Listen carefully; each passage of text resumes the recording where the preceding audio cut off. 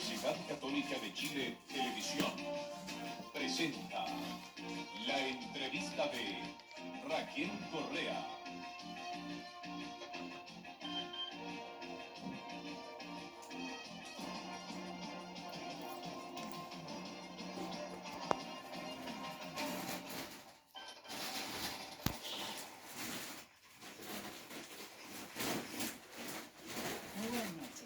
Hoy comenzamos en la Corporación de Televisión de la Universidad Católica una nueva serie de entrevistas a personajes de la actualidad. Todos los miércoles a esta hora estaremos conversando con algunos de los actores del quehacer noticioso. Esta noche, y sin más dilaciones, vamos a conversar con el almirante José Toribio Merino, jefe de la Armada, comandante y jefe de la Armada y miembro de la Junta de Gobierno. Almirante, ¿tiene usted sentido del humor? Sentido, sí, creo que sí. Algo encontré por ahí por Inglaterra cuando estuve como niño. ¿De niño? ¿El humor inglés? ¿Ese es el que le gusta a usted, el humor británico? Sí, posiblemente sí, hay que sin serlo es. Pero usted está consciente de que sus opiniones acerca de este mundo y el otro suelen traer muchas repercusiones, las cosas que usted dice, especialmente los martes después de las reuniones de la Junta. De repercusiones no podría decirle que estoy absolutamente convencido de que tengan. Lo que sí me interesa a mí que lo que digo sea exactamente la verdad, la situación que me están preguntando, que han expuesto. Ya que lo importante creo que todos estemos informados de las cosas como son. Almirante, pero claro, por el tono que usted nos dice es el comentario obligado de los días miércoles. Yo quiero saber si usted los lunes en la noche piensa alguna gracia, alguna broma, alguna talla, alguna ironía que va a decir usted el martes ante los periodistas. No sería espontáneo, no se me ocurre. Yo me acuerdo que había sido realmente mucho me preocupado las leyes que vamos a cumplir ese día y de que lo que va a hacer después. ¿Ha leído los libros que se han publicado sobre los martes de Merino, con frases suyas, con frases de los otros miembros de la Junta? Así hay algo, sí, ¿no? Pero no he tenido tiempo de verlo. No ha tenido tiempo. Usted a veces dice cosas que van más allá de la gracia. A veces crean problemas con la Iglesia Católica, por ejemplo, o problemas internacionales. ¿Se ha arrepentido alguna vez de algo que haya dicho usted en esos martes? El arrepentirme soy muy poco arrepentido yo. Muy poco. Sí. Realmente digo las cosas con absoluta sinceridad y profesionalidad. Si alguien se siente ofendido, como no ofendí yo, porque ofendidos son los. Ahora cuando usted habla, cuando usted dice cosas que provocan problemas, que es la situación que yo estoy poniendo, ahí es, usted es el comandante jefe de la Armada, está hablando por sus hombres, o usted precisamente hablando por sí mismo y nada más. Es una pregunta bien difícil de que no sea como usted lo está planteando. Porque yo soy lo que soy ante mi gente y mi gente ante mí, que somos en un sistema absolutamente disciplinado y jerarquizado, así que si yo hablo es porque yo sé que mi gente piensa así y como gobierno sé que el gobierno piensa así porque lo hemos discutido la mayoría de esos problemas que me dan. Pero nunca usted va como vocero del gobierno. No. Almirante, usted con o sin humor, porque no siempre la cosa la dice en forma graciosa, tampoco. Es un personaje que ya ingresó a la historia de este país. Usted jugó un papel muy importante en el pronunciamiento del golpe militar del año 73. Yo quiero que nos remontemos, sí, que me va a corregir. Le voy a corregir una cosa. La primera frase que dije yo el día 11 de septiembre, y fue lo primero que se le dije, fue: chilenos, este no es un golpe militar, este es un cambio de gobierno. No vamos a entrar a discutir eso ahora porque técnicamente, ¿no es cierto? Yo creo que cualquier texto de ciencia política diría, es una discusión que no voy a entrar. Se lo concedo. Ya pues, sí, hablemos del 73, remontémonos un poco a esa época. Hay versiones encontradas. Algunos le atribuyen a usted la organización del cambio de gobierno. Otros, empezando por el propio general Pinochet, se lo atribuyen a él. Yo quiero saber, ¿quién de ustedes es el padre del pronunciamiento militar del 73? Creo que sería relativamente pretencioso decir cualquiera de una u otra persona sea padre, ¿no? Porque el sentimiento nacional era que necesitaban cambiar gobierno. La Chile organización, entero. almirante. La organización, había una organización que la Marina tenía, que se llamaba Campo Sayuyo, que lo hicimos el 16 de julio del año 73, que tenía por objeto exactamente combatir cualquier subversión. Era antisubversión el plan. Y el plan consideraba la posibilidad de una subversión ya sea de grupos populares o de milicias. Ese plan tan aparentemente inocente se lo mostró usted al presidente de la República a la época, don Salvador No, Allende. el presidente de la República no se lo yo estaba como jefe de la primera zona y se lo pasé a como jefe de la Armada, como jefe de la Armada lo encontró muy bueno, se lo pasó al ministro de Defensa, lo encontraron muy bueno y llegó a don Salvador Allende y también encontraron muy bueno el sistema porque se empezaba por los Antisubversivo. que eran subversivos. Y después terminó siendo subversivo. El plan era subversivo, pero estaba escrito antes. Y era perfectamente antisubversivo si hubiera sido subversivo, si hubiera habido una subversión que hubiéramos querido parar. El hecho es que cuando se puso el plan, cuando se puso en ejecución, fue el día 10, como las 18 horas.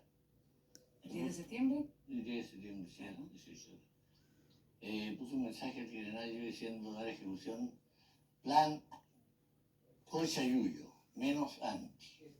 ¿No? Menos antisubversivo. Menos anti, nada más. Correcto, ya, para traducirlo yo ahora, porque yo no estaba metida en el plan. Almirante, si el general Pinochet no hubiera estado de acuerdo con el plan, ¿qué habría hecho usted? Porque con Barco no podía hacer No, sí estaba de acuerdo. La pregunta es condicional. Si él no hubiera estado de acuerdo. Si él no hubiera estado de acuerdo, no habría nada que hacer porque él, con Barco se pueden hacer muchas cosas, a pesar de que usted no crea. No sé. Acuérdese que la guerra del 91 se hizo con buques solamente. De todas maneras, la guerra civil. De todas maneras, la cosa iba, porque ya no votaba más. Y tanto iba que a las 9:30 de la mañana todo el litoral de Chile estaba en manos nuestras. Así que no hay ninguna duda que así iba la cosa. Claro, la pregunta es si Pinochet no hubiera estado de acuerdo. Si no hubiera estado de acuerdo, habríamos postergado, habríamos discutido más el plan. ¿No contemplaban, por ejemplo, tomar prisioneros, jefes del ejército que no estuvieran de acuerdo? No. El plan Cochayuyo no incluía eso. No. Almirante, un poquito más atrás en el tiempo, cuando Allende fue elegido en las urnas, el 4 de septiembre del año 70, ¿qué pensó o qué decidió usted esa noche? Retirarme. Yo era director general del servicio y cuando Salvador Allende se lo eligió, hace tiempo atrás, ¿no? Sí, como... por eso creo que es historia. 70. Como a las 20 horas mandé llamar a mi secretario y le dije que me hiciera la renuncia. Desgraciadamente mi secretario no fue secreto y cuando tenía mi renuncia firmada se la dio a otros almirantes que estaban en el mismo piso, en el mismo edificio. Y bajaron todos ellos ahí a mi oficina y me pidieron que no me retirara por ningún motivo. Además, junto con ellos después llegaron los capitanes de navío, capitanes de fragata, todos los que trabajaban ahí, a pedirme que no me retirara y llegaron los oficiales también. Total, decidió quedarse. ¿Y decidió quedarse y hacer qué? ¿Esperar que Allende asumiera y organizar, derrocarlo? No. ¿Qué? Nadie sabía si iba a asumir Allende. Por eso le pregunto, ¿qué pensó usted? ¿Qué decidió usted? Por el contrario, había una, diría yo, ciencia de infidente, había una reacción muy fuerte de parte de los partidos de derecha que querían a toda costa que no subiera yendo al poder. Pero esa misma noche, alrededor de las 22 horas, o más tarde, 23:30, así, del día 4, me llegó un informe de inteligencia secreto que decía que la mayoría de los cuarteles, de los buques, la mayoría de los regimientos, inclusive de comisaría de carabineros y de población, no importaba, pero lo que importaba era la tropa. Se había oído gritar por el personal del compañero Allende. En consecuencia, cualquier tipo de cosa que pretendiera la derecha o lo que fuese, para que no estuviera Allende, habría sido una locura, porque habría terminado una guerra civil. De ahí que al día después de dormir toda esa noche a salto y a brinco, se duerme en esas condiciones. Partí en la mañana siguiente temprano para Santiago, que está en Valparaíso, y vine a hablar con Porta, que era como te dice la Armada. Nos reunimos como a las 10:30, 11, y yo conté, mira, pasa esto. Yo a Fernando Porta era 5 años mayor que yo, más antiguo que yo. Pero habíamos estado muchos años juntos, éramos los dos artilleros. Él no está ya en esta vida. Y le dije, mira, pasa esto. Cualquiera barbaridad que se quiera hacer termina en guerra civil. Y la guerra civil va a empezar por abajo. ¿Te acuerdas que el 61, nosotros vivimos el 61, por resolución de la escuadra? Y vivimos muy de cerca lo que puede suceder. En consecuencia de que yo quiero que me autorice para que yo me mueva, a fin de entrar en contacto con algún directivo del Partido Comunista y conversar. Lo hicimos. ¿Con el Partido Comunista? Con el Partido Comunista. ¿Y con otros sectores que tenían más importancia en para el Congreso Pleno? ¿No tuvo contacto usted como para...? No diría yo contacto? quería reunirme con Allende personalmente y junto con los almirante Montero. Y así lo hicimos, nos reunimos un día, hubo acuerdo, qué sé yo no conocía, no había nadie, no fue el intermediario. Y nos encontramos, nos pusimos de acuerdo para reunirnos el día domingo, esto era el domingo 11, creo, de diciembre, Una semana de septiembre, justamente. ¿Quién me dijo? No estaba, ¿no? Con un grupo de dirigentes, estaba Guastavino, estaba Corbalán, estaba por supuesto, el presidente electo, según decía, porque todavía no había recibido el Congreso, pero no había nada. Tenía la mayoría, estaba el Salvador Allende. Y hemos estado más o menos 1 hora y media en una casucha, en nuestra casa de veraneo que hay en alrededor de Concón, una casa estaba arrendada por alguien, no sé. ¿Sí? Y estuvimos conversando con 1 hora exclusivamente lo que se llama en chileno puro cabeza de pescado. Hablamos de cualquier cosa. Hablamos de la producción lechera, hablamos del número de terneros, hablamos cuánto era cualquier cosa hablamos. ¿Pero cuál era el objetivo? Menos político, pero el objetivo era otro.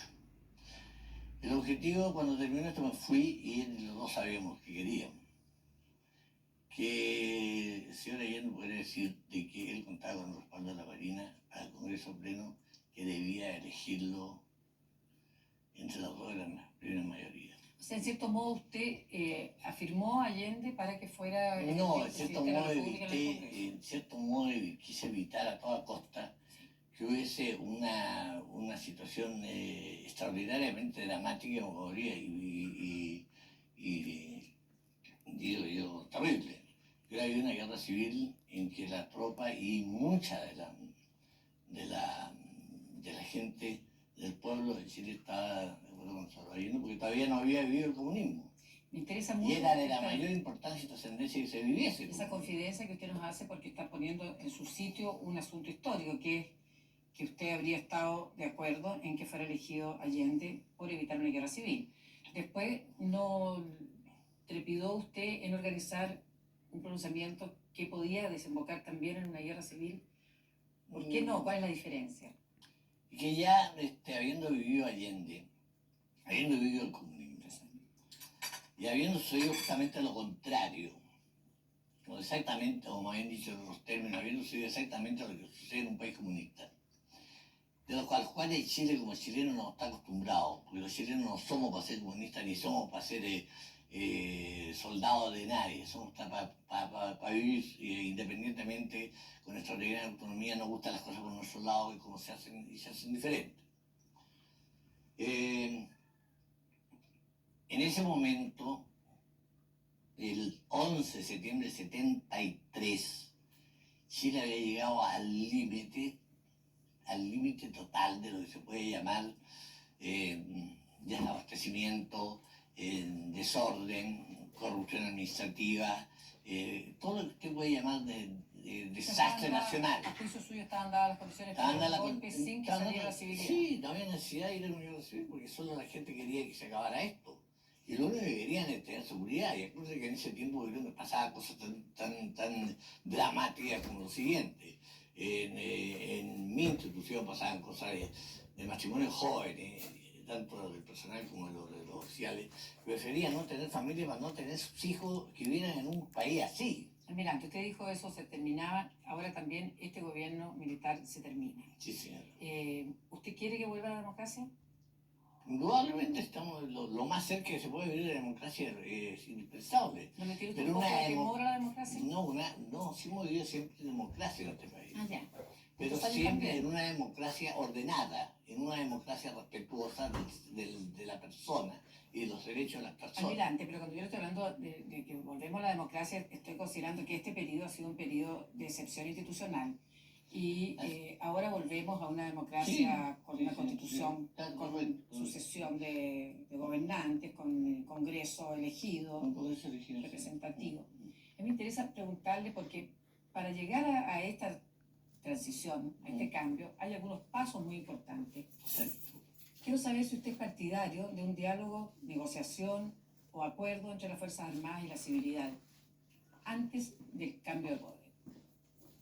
El diálogo entre las Fuerzas Armadas y la civilidad. Los dirigentes políticos y los comandantes en jefe. Sí, yo estoy de acuerdo. Si quiere conversar conmigo, conversar. No tengo nada que conversar, nada que contar. ¿No tiene nada que pedir usted? Nada que pedir, nada. Porque si no es bien claro, está escrito todo, está legislado sobre todo. Yo no tengo por qué pedir, porque parto de la base que se va a hacer, que se van a cumplir las leyes, se va a cumplir la Constitución tal como está escrita. La Constitución fue aprobada y reaprobada ahora que recién el 10 de julio del jefe, con la última modificación. Y hay legislación suficiente para cualquier situación que se pueda presentar. Eso es una democracia, respetar lo que está legislado y vivir dentro del marco de la ley. Ahora, si quieren conversar conmigo, ya no conversar, pero no hay que conversar con ellos después del 14 de diciembre, sino que antes del 14 de diciembre. Exactamente eso es lo que quiero recordar. Usted hace un tiempo, antes de que se inscribieran los candidatos a la presidencia, dijo, después que estén inscritos los candidatos, hay tiempo suficiente para dialogar. Claro. Faltan menos de 2 meses para las elecciones. Yo quiero saber si usted está dispuesto ya, si está esperando que lo conviden, si usted va a tomar la iniciativa, si se va a poner de acuerdo con los demás comandantes. No tengo ninguna iniciativa, nomás si quiere conversar conmigo que vengan. Si los otros comandantes, usted solo. El que quiera venir, si nos juntamos los cuatro solos, los cuatro juntos, estamos de acuerdo y creo que no hay ninguna diferencia entre ninguno de los cuatro para poder ir a discutir lo que quieran discutir ellos. ¿A quién ve Pero otro lado partiendo de de la la base mesa? no tengo ninguna iniciativa, no tengo ninguna necesidad yo a tomar iniciativas sobre esa manera. ¿A quién ve usted al otro lado de la mesa, almirante? ¿A quién veo? Sí. ¿A dirigentes políticos? Sí, lógico, tiene que ser dirigente político, porque si no, ¿con quién voy a discutir? No voy a discutir con el jefe de la micro. Perfecto. Ahora, sobre qué aspectos principales, el rol de las Fuerzas Armadas, por ejemplo, ¿sería uno de los temas que usted pondría en esa agenda o no? Si yo no voy a poner tema, ellos van a poner tema. El rol de las Fuerzas Armadas está escrito y es sabido y lo han jugado las Fuerzas Armadas a través de toda la historia de Chile. Desde que el primer militar empezó por formar a Chile independiente, el rol de las Fuerzas Armadas ha estado viviéndose, que ha ido cambiando con el tiempo, con las modalidades y los avances que tiene la política, como la técnica y la ciencia, indudablemente que sí. Ahora, en ese rol de las Fuerzas Armadas, obedientes, jerarquizadas, no deliberantes, esas son las características. Pero frente al poder civil, ¿sobre el poder civil, al lado del poder civil o bajo el poder civil? Pues son uno de los elementos que tiene el presidente de la República, de acuerdo a la Constitución, el artículo 24, dice la Constitución, todo el año hace la Constitución. El artículo 24 le da al presidente de la República la capacidad y le ordena la administración íntegra del Estado. Y si las Fuerzas Armadas forman parte del Estado, tienen que estar bajo el presidente de la República. No pueden estar al lado del presidente de la República, estar bajo lógico. Las órdenes del presidente de la civil. República y en íntima relación con el Ministerio de Relaciones Exteriores. Ahora, es muy importante natural. Para la seguridad del país. Almirante, supongamos que está realizándose el diálogo y uno de los representantes políticos le dice, uno de los temas que a nosotros nos interesa es arreglar lo de la amnistía. Nosotros queremos derogar la ley de amnistía que dejó en la oscuridad, sin solución, los graves, dramáticos casos ocurridos entre el año 1973 y 1978. ¿Cuál es su respuesta? Mi respuesta es que no la acepto. No lo acepta. Y si el próximo Congreso, almirante, acuerda dejarla sin efecto, ¿usted qué hace? ¿Acepta o no Espero acepta? que el Congreso veremos. Almirante, esa... Las situaciones se resuelven a medida que van sucediendo. Sí. Y como tengo varios años resolviendo situaciones, no me voy a adelantar a dar una solución de una situación que no creo que se va a vivir. Almirante, me interesa mucho esta reticencia tan grande que tienen las Fuerzas Armadas o sus voceros, sus comandantes en jefe, a que se investiguen esos hechos. ¿Es que tienen miedo a la justicia? No, que tiene que ver la justicia con eso. ¿Cómo? Si esos hechos lo investigaría la justicia. Tiene que ver. O sea, No, si no se levanta la ley de no amnistía... tiene ningún problema. Ese problema de la ley de amnistía es para unos y otros, para los dos lados. Así que no importa cuál de los lados. Si la ley de amnistía sería, si se trata de derogar la ley de amnistía, serían tan agraviados los unos como los otros si hay problemas. Si hay problemas. No tengo ningún problema. Ahora, en cuanto a una nueva ley de amnistía de la cual se estaba hablando, No, que sí, pondría delitos menores, no hay. problemas administrativos, No hay. no hay. Usted dice que no y es no porque ahí ustedes mandan por unanimidad ¿Eh? en el Poder Legislativo. No basta yo, que no te digo problema. Basta un voto. Un voto que se divide. ¿Nunca pensó ejercer ese derecho a disentir el día que tenían que elegir a quién iba a ser el candidato a la presidencia el año pasado para el plebiscito? No sé, no, por otra razón. Es un problema mucho más largo. Tuve mucho tiempo, tuve un mes pensando quién iba a ser la persona y nos reunimos varias veces, los cuatro, en los tres, digamos. Y llegamos a una conclusión y escribimos todos los pros, los contras, etc. Llegamos a una conclusión que Augusto era la persona indicada. Y también llegamos a la conclusión que la forma de hacerlo era una elección, pero una elección muy singular, porque era un hombre que se elegía, no había alternativa, era un sí o un no. Ganaron porque sacaron más no, y cuando tienen más no gana. ¿Pero por qué ganaron los no? Porque ese es lo mismo que se pregunta, porque es evidente. Porque la gente se encargó, digamos, de preparar la elección esta, no tenía ninguna experiencia política, tenía muy poca experiencia política. Y dieron por sentado una cantidad de cosas que no eran tan sentadas, no eran tan sencillas de resolver. En consecuencia, si bien es cierto que Augusto Concepción salió elegido, no fue porque no tuviera calidad para hacerlo, porque la tenía de más, y sacó 40 y tantos % de la votación, sino que porque no supieron preparar el terreno para llevarlo al puesto que querían. Almirante, ahora estamos frente a otra elección. Yo le quiero Sí. preguntar, ¿tiene usted decidido ya por quién votará el 14 de diciembre? Por mi cumpleaños. Yo sé que es su cumpleaños, Sí. pero no se va a abstener ¿Cómo voy a tener? de votar, quiero decir. ¿Ah? Tendría que haber dicho, porque al fin y al cabo todavía antes de las 10 de la noche, no de la noche nací yo. Antes de las 9 de la noche no había nacido. Almirante, usted ha apoyado claramente, diría yo, al candidato Hernán Vigi. La Vige sí la apoyo, realmente lo apoyo. He trabajado con él año de año. Es un hombre extraordinariamente capaz, es un servidor público legítimo, no de fantasía como para ponerse en escenario y O sea, apuntar usted yo sigue soy servidor pensando, público. Lo siento. ha sostenido que es el que representa bien los intereses del gobierno. ¿Eso es lo que usted Los piensa? intereses del país. Si los gobiernos no importan, los intereses del país. Perfecto, corregimos esa frase que es una frase textual suya. En todo caso, algunos de los asesores de Vigi le han aconsejado Sí. que tome distancia del gobierno militar. ¿Cuál es su reacción frente a esa política, a esa estrategia? Que tome distancia del gobierno Sí, militar. que él haga una especie de vuelta de espalda al gobierno para que no lo ligue tanto a la población con el gobierno militar del cual él fue funcionario durante 14 años. Sí, 14 años. ¿Qué piensa usted de esa Este, estrategia? creo que es no es de las más hábiles, porque no creo que ninguno de los gobiernos que ha tenido Chile, sin ser pretencioso, ni pretender pasar por encima de mucha gente que ha hecho grandes cosas en la historia de Chile. Creo que pocos gobiernos han tenido en Chile que hayan hecho más cosas y han llevado a Chile a un nivel más alto que este. Sigue. Bien podría Chile, Vigi usar parte del prestigio que tiene el gobierno militar, que es irrenunciable en su próxima campaña.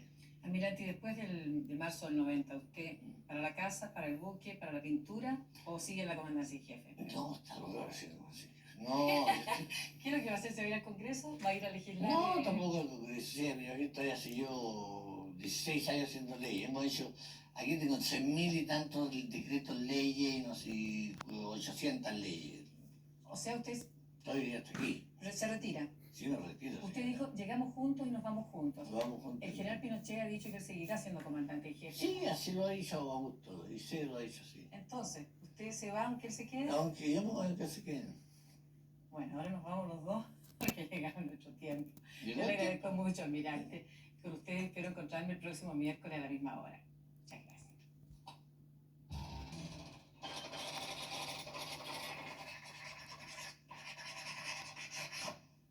Muy buenas noches. Hace un año, a estas mismas horas, el país vivía en suspenso. Era la víspera del plebiscito, un hito en la historia política contemporánea de nuestro país. La verdad es que el suspenso ha continuado y se va a prolongar aún otro tanto. Pero hoy, en exclusiva, por tratarse de la víspera del aniversario del plebiscito, vamos a conversar con Sergio Fernández, el ministro del Interior de la época, quien aceptó venir a contestar todas las preguntas que se nos ocurriera hacerle aquí en Canal 13 en forma directa al aire. Sergio Fernández no es solo el hombre del plebiscito, como muchos podrían denominarlo, para algunos un villano, para otros un guapetón, para otros el artífice de la nueva institucionalidad de Chile. Fue realmente el cerebro del régimen. Estuvo con algunos periodos de excepción fuera, casi todo el tiempo en el gobierno.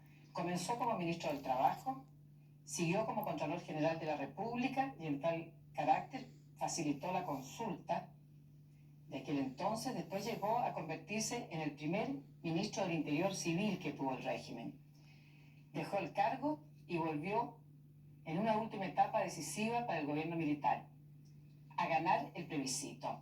Así fue la lectura que hicimos los periodistas entonces y que hicieron los comentaristas. Pero el general Pinochet perdió el plebiscito el 5 de octubre del año pasado. Y muchos, incluso dentro del gobierno, lo señalaron a usted como el responsable de la derrota. Han dicho y repiten que tuvo un mal manejo político. Sergio Fernández, me cuesta no decirle ministro. Señor Fernández, ¿asume usted esa responsabilidad de haber sido quien impidió o facilitó o provocó la derrota de Pinochet? Yo asumo todas las responsabilidades que me corresponden. Ha sido característica de mi vida pública y privada asumir siempre las responsabilidades y no las rehuyo. Sin embargo, no todas las aseveraciones que al respecto se han hecho son rigurosamente exactas. ¿Injustas le parecen? Algunas injustas, otras carecen de la información adecuada. El presidente Pinochet, en el segundo periodo del Ministerio del Interior, no me llamó para ganar el plebiscito, me llamó para organizar el plebiscito. Y en ese sentido, creo que ha sido muy exitosa la labor del gobierno que me correspondió a mí como jefe político de él llevar a cabo. Por cuanto el plebiscito, la forma impecable en que se llevó a cabo, la forma... Un poquito más sobre ese día y las circunstancias de ese día. Pero para poder precisar que el encargo que me hizo el presidente de la República, concreto, era organizar el plebiscito. Por cierto que también dentro de las posibilidades que se daban en ese entonces, existía la posibilidad de que el presidente fuera nominado por los comandantes en jefe. Usted debe recordar que fue nominado un año después, o un poco más, del tiempo que yo asumí. De tal manera que al momento de asumir, mi misión era organizar el plebiscito. Está claro. Sí. Señor Fernández, me interesa saber si usted fue el generalísimo de la campaña de Pinochet finalmente, o fue él su propio generalísimo, o no hubo. Porque estamos buscando un poco responsabilidades políticas de un hecho histórico. Eso. Sería pretencioso hablar de generalísimo, no me gusta dar los nombres cuando en definitiva no calzan con la realidad. Me correspondió como jefe del gabinete asumir la responsabilidad política y coordinar todas las labores que, le repito, correspondían en una parte a la organización propiamente tal del plebiscito y en la otra a lograr que el candidato que había sido nominado tuviera éxito en las urnas. Ahora, el hecho es que no tuvo éxito y que ese fracaso pudo ser previsto. Yo quiero saber si usted previó la derrota. Cuando entramos en un régimen democrático y entramos a jugar con la voluntad que pueda expresarse en las urnas, es obvio que en toda elección está implícita la posibilidad de ganar o de perder. Sí, eso es obvio, pero en este caso específico había encuestas y había muestreos que estaban revelando que el gobierno tenía menos posibilidades de ganar que de perder. Yo quiero saber si usted informó a su jefe, usted como ministro del Interior, jefe político del gobierno, informó a su jefe, el general Pinochet, que las encuestas serias lo daban como perdedor. El presidente estuvo permanentemente informado de todas las encuestas, pero no solo de las encuestas, sino de todos los antecedentes, de todas las informaciones, de todos los elementos que permitían a la autoridad, y concretamente a él y a las demás autoridades políticas del país, formarse un juicio cabal respecto de la situación que se estaba viviendo. De manera que es absolutamente infundado esa especie que se ha circulado en el sentido de que el presidente carecía de información. El presidente disponía de toda la información. Ahora me interesa a mí también un poco lo que pasaba con la opinión pública, porque como es una historia tan reciente, la del plebiscito, que mañana recién cumple un año, todos debemos recordar que el propio día 5 de octubre apareció publicada en la prensa, y por orden de la Secretaría General de Gobierno, que estaba bajo sus órdenes, unas encuestas que daban por ganador al gobierno, con unas cifras que fueron exactamente las inversas de lo que resultó después. Yo lo que quiero saber es qué pretendían hacer con eso. Si usted autorizó, como jefe político del gobierno, a la Secretaría General de Gobierno a publicar esas encuestas falseadas. No, yo no puedo señalarle que eso corresponda a una actitud o una acción de la Secretaría General de Gobierno. No me consta que la Secretaría General de Gobierno haya hecho eso. De tal manera que no tengo conocimiento cómo llegó esa información a la prensa. En todo caso, le debo decir que a ese respecto es absolutamente irrelevante esa información. Pero con respecto a encuestas quiero señalarle una cosa, porque también se ha hecho mucha exageración respecto a todo ese tema. Las encuestas para los efectos del gobierno, y concretamente para el presidente Pinochet, siempre fueron un mero antecedente, no constituían una verdad absoluta en sí misma.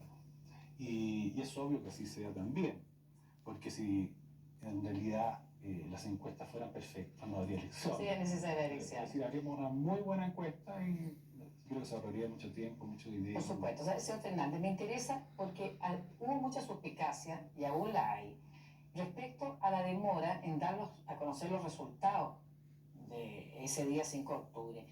Hizo temer al país, a algún sector del país, que se estaba fraguando un fraude electoral. Yo no sé qué pretendían realmente, contener a la ciudadanía hasta medianoche y pasada la medianoche sin los resultados, cuando ya todas las radios estaban dando resultados oficiales, que era muy claro que había una distancia muy notoria a favor de la oposición. Desde luego ningún resultado fue retardado. Los resultados que nosotros disponíamos los teníamos que analizar, comprobar, porque es muy distinta la responsabilidad del Ministerio del Interior y mi responsabilidad concreta en dar un resultado al resultado que pueda dar cualquier otra persona que no está investida de un cargo de autoridad. Pero sobre ese aspecto conviene tener presente que, no obstante lo que se ha señalado respecto del retardo, debemos reconocer que toda la prensa del día siguiente al plebiscito consignó los resultados de él. Toda la prensa. De tal manera que no hubo en Chile nadie que esa noche no supiera y que al día siguiente no pudiera leer en los diarios el resultado.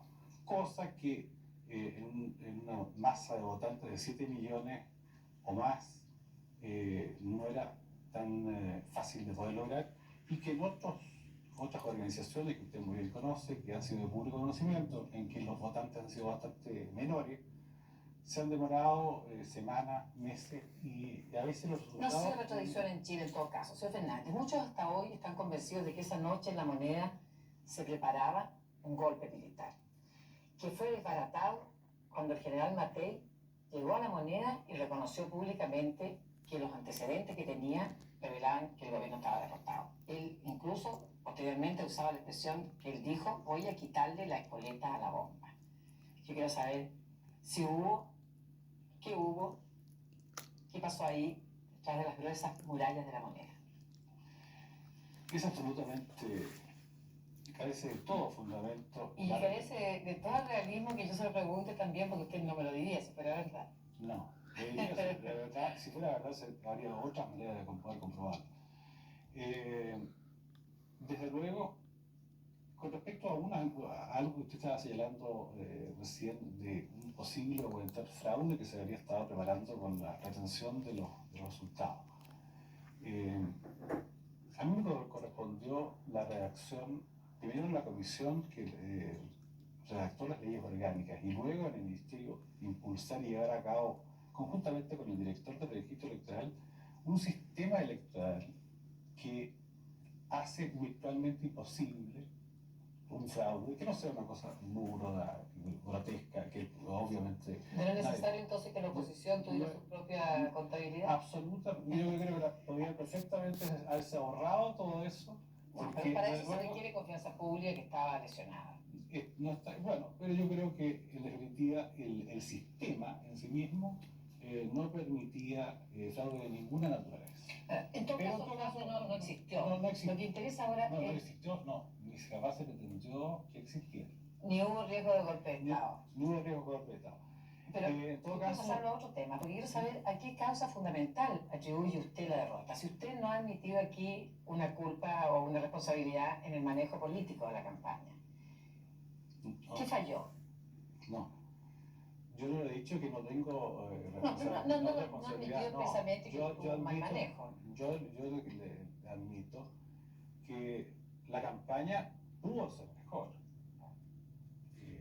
Es perfectamente posible ¿Pero usted cree que hacer una campaña con eso mejor. habría sido suficiente o Creo que no habría sido suficiente. Creo que no, desgraciadamente habría sido suficiente, dado la situación que se presentó en las urnas. Sin embargo, yo creo que las causas son todavía difíciles de poder precisar, pero yo creo que hay algunas que son bastante nítidas y claras y que no necesitamos que transcurra más tiempo para poder señalarlas con bastante precisión.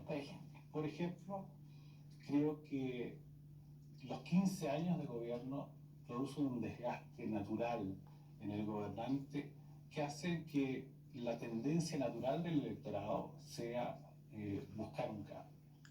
Y por otra parte, y en eso sí, que naturalmente es un error que corresponde a la campaña y por lo tanto uno de los que real y efectivamente me corresponde asumir, es el no haber sido lo suficientemente claro y explícito para poder diferenciar el periodo que terminaba con el periodo que comenzaba. Con eso usted me da pie a la pregunta que yo le quería formular, porque evidentemente el factor que te señala es un factor que todo el mundo tendría que admitir como posible, pero hay otros factores. O sea, el país, según la oposición, le dijo no a Pinochet y se lo dijo rotundamente por una cantidad de abusos o situaciones producidas durante los 16 años. O sea, no solo porque transcurrieron 16 años, sino que por la forma en que esos 16 años transcurrieron. Por ejemplo, el problema de los derechos humanos. Usted, en su segundo periodo de ministro del Interior, puso oficialmente fin al exilio, por ejemplo. Pero yo quisiera preguntarle, señor Fernández... Y realmente, no solo oficialmente, realmente. Bueno, correcto. Yo quiero preguntarle, ¿cuántos decretos de exilio, como este que tengo yo aquí, firmó usted durante su primer periodo como ministro del Interior? Aquí yo tengo un decreto de exilio firmado por Sergio Fernández Fernández, ministro del Interior, para expulsar del país a Jaime Castillo Velasco, arguyendo que según antecedentes fidedignos que obran en poder de la autoridad, es un peligro para la paz interior del país. Yo quiero preguntarle hoy, con toda altura, si usted cree realmente que gente como Jaime Castillo Velasco, como Carmen Gloria Aguayo, como Andrés Saldívar, como Eugenio Velasco, eran realmente peligros para la paz interior del país, e incluso terroristas como los calificó usted en algunas No, oportunidades. terrorista no lo he calificado nunca. Una vez dijo que todos los exiliados eran terroristas, lo dijo la revista ¿Qué pasa? No, es decir, hay un porcentaje de exiliados que eran terroristas y otros no. Es fácil mostrar decretos y podría haber traído muchos más. Ah, por supuesto, pues si me lo hubiera pedido, yo lo usted no podría habló de dar. 10.000, sí, No, sí, de ¿qué? 10.000 De 10.000 exiliados en total. Sí, no se trata de eso. No, sí la entiendo. Sí la entiendo y le entiendo además el sentido de la pregunta. Y le digo que podría haber traído más porque las medidas que hubo que adoptar para los efectos de poder mantener el orden, garantizar que el sistema pudiera evolucionar hacia lo que es un régimen democrático, exigió que desgraciadamente tuvieran que aplicarse medidas que no siempre son gratas. ¿También? Y que, perdóneme, Sí. para mí fueron extraordinariamente dolorosas.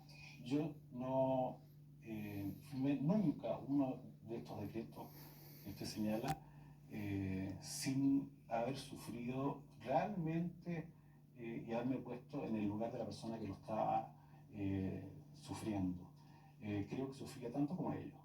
Y También sufría cuando firmaba documentos como este dirigido a la Corte de Apelaciones de Santiago, perdón, del señor Director Nacional de Información y al señor Presidente de la Ilustrísima Corte de Apelaciones de Santiago, CNI, diciendo que por orden del Ministro del Interior, Humberto Gordon, diciendo que por orden del Ministro del Interior, y Sergio Fernández, Ministro del Interior, impidiéndole a la Corte informar sobre detenciones para dar cursos o para investigar casos de recursos de amparo. No, es que eso no dice eso. No. A ver, justifíqueme. No, eso no lo dice. Lo que ocurre... Perdón, aquí por ejemplo Daniel Mera Salinas le contesta al presidente de la Corte de Apelaciones de Santiago. Dice, por circular del 25 de mayo de 1978, el señor Ministro del Interior reiteró las instrucciones relativas a la entrega de información por parte de CNI a los tribunales de justicia. Toda información que se requiera de CNI debe ser solicitada a través del Ministerio del Interior, prohibiéndose expresamente a este organismo proporcionar directamente a los tribunales de justicia cualquier información, salvo que el requerimiento haya sido canalizado a través de esa Secretaría de Estado. Claro, eso quería justamente que usted leyera el texto completo, porque no dice que yo estaba prohibiendo informar. Esa es una medida de buen funcionamiento administrativo, para evitar que la información que se da a los tribunales se canalizara a través del Ministerio del Interior, objeto de que el Ministerio del Interior tuviera conocimiento de lo que estaba ocurriendo en el país. Al Ministerio del Interior le interesaba mucho y le interesa mucho que se conozca la verdad de cada uno de los casos que se estaba investigando. Y para mí no resultaba indiferente que los servicios pudieran informar directamente saltándose el Ministerio del Interior. A mí me interesaba conocer qué estaban informando los servicios, objeto de que si advertía que los servicios no estaban informando lo que debían, podía yo tomar las medidas para que ellos actuaran. De la manera que resultaba para mí muy importante conocer esa información, muy importante. Pero en toda esta materia, yo quiero señalarles que es muy fácil conversar un día en que, gracias a la obra de las Fuerzas Armadas, se ha logrado construir un sistema institucional moderno, ágil, que se ha transformado nuestra economía, que hemos logrado solucionar graves e importantes problemas internacionales, el más importante de todos, la paz con Argentina. También le tocó a usted como ministro de Interior. Sí, también me tocó como ministro de Interior. Es muy fácil hoy día hacer reproches respecto del pasado. Perdón, me permite, yo quiero hacer un pequeño alcance. Yo lo entrevisté a usted siendo ministro del Interior y le pregunté más o menos estas mismas cosas En la primera etapa, porque la segunda etapa no se dejó entrevistar nunca. O sea, no es que ahora sea fácil Estaba hacer el preparando el approach, ¿no es plebiscito cierto? para que usted pudiera votar libre y informadamente. Muchas gracias. Muchas gracias por haber contribuido a eso. Supongo que votó Yo libre. voté libre y secretamente, señor Fernández. Volvamos al presente. Quiero saber si usted ya no conserva ese teléfono rojo que lo mantuvo en comunicación con el general Pinochet, incluso cuando no era ministro del Interior, entre sus dos ministerios del Interior. No. Ya no tiene contacto directo con la moneda. No tengo contacto, pero tengo un contacto muy cordial con el presidente y bastante frecuente. Antes del 5 de octubre muchos lo imaginaron a usted como el Suárez chileno. ¿Le atraía a usted esa posibilidad de ser el hombre que heredara al gobierno militar y condujera al país a la democracia? Lo dijeron Sí, muchas incluso se veces, parece físicamente un poco. Yo creo que hay muchas diferencias, no físicas, también ideológicas y de países, ¿no? Pero yo lo que Yo quiero creo saber es si usted quería ser el Suárez chileno. No, jamás pretendí ser Suárez chileno en el entendido de ser sucesor Del régimen. del régimen, y no lo pretendí jamás. Por el contrario, si usted analiza mi acción pública, yo creo que nada puede estar más alejada del interés político o una pretensión política, porque si en algo me he descuidado en mi vida pública ha sido de cuidar mi imagen pública, lo cual ha sido bastante fácil. ¿Cómo cree que es su imagen pública? No sé, pero en todo caso no es la adecuada a una persona que pretende obtener cargos públicos mediante elección popular. Quiero saber, ¿en qué actividad política está usted ahora? Actualmente no estoy en ninguna actividad política. O sea, a partir del plebiscito, se quedó un tiempo más de ministro, después se retiró, vida privada, abogacía, nada que ver más con el gobierno. A favor de No, con la política. Con la política y con el gobierno, o sea, con el gobierno usted ya No, con el gobierno mantiene una cierta relación tengo cordial. una muy buena relación, no solo con el gobierno propiamente tal, sino incluso con altos funcionarios. Por ejemplo, usted mencionaba el señor general Matei, con respecto del cual incluso se mencionó en la noche del 5 un incidente que habría tenido conmigo. Un incidente que tuvo con usted. Pero no, lo que yo quiero señalar es que con el señor general Matei somos muy buenos amigos. Superado el incidente del champán. Con el general Matei tengo una muy buena relación. A ver, me interesa porque ya estamos en los finales de esta conversación. Me gustaría saber si usted tiene ya hecha su elección política, ya que no está activamente en la política. ¿Cree usted que voy a votar por él? No, yo quiero que usted me conteste por quién va a votar. ¿Ah? ¿Se le puede ocurrir a usted que voy a votar por los que votaron por la Unidad Popular en alguna medida? ¿Adherirá usted públicamente a Vigi o piensa que sería dañino para Vigi contar con su apoyo? Yo creo que Vigi no resulta ni dañino ni beneficioso el apoyo de un colaborador de este régimen. Un hombre clave de este régimen. Por cuanto Vigi tiene características tan distintas y tan particulares que hacen ser un candidato que no va a cambiar ni su modalidad ni su éxito va a depender de lo que yo le pueda decir o lo que yo pueda hacer. Y sobre ese punto yo creo que también ha sido muy aceptado que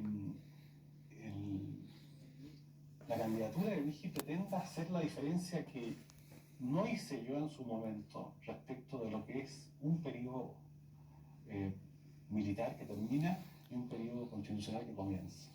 En ese sentido, yo creo que el país no tuvo muy claro a la época del plebiscito y pensó que tal vez la elección del presidente Pinochet significaba continuar virtualmente lo mismo, lo cual constituye un profundo error, porque hoy día, de haber sido aprobada la proposición que elegía el presidente Pinochet, hoy día estaríamos gobernando con un parlamento con plena vigencia de la Constitución y eso naturalmente que hace cambiar por completo todo el sistema en que estamos viviendo. En todo caso, así no se dio la otra alternativa que también estaba contemplada en la Constitución y en esa alternativa van a tener que decidir los chilenos.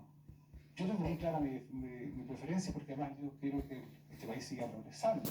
Bueno, déjenlo aviso para la otra vez. Ahora hemos terminado esta conversación, yo le agradezco muchísimo. que haya roto su silencio tan prolongado y lo haya hecho aquí con nosotros en Canal 13. Muchas gracias. Universidad Católica de Chile Televisión presentó la entrevista de Raquel Correa.